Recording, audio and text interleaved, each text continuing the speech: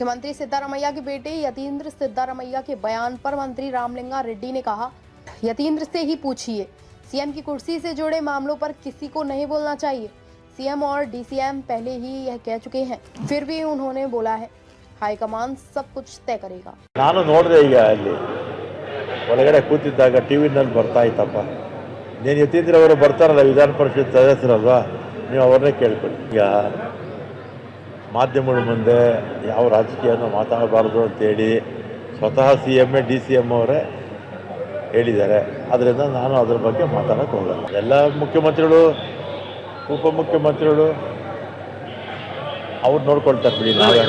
ಈಗ ಯಾಕೆ ಸುಮ್ಮನೆ ಇದ್ದವ್ರಿಗೆಲ್ಲ ನೀವೇ ಜಾಸ್ತಿ ಮಾಡೋದು. ಈ ಮಾಧ್ಯಮಗಳಿದ್ದೀರಲ್ಲ, ನಿಮ್ಮಿಂದಲೇ ಸುಮ್ಮನೆ ಪ್ರಾಬ್ಲಮ್ ಜಾಸ್ತಿ.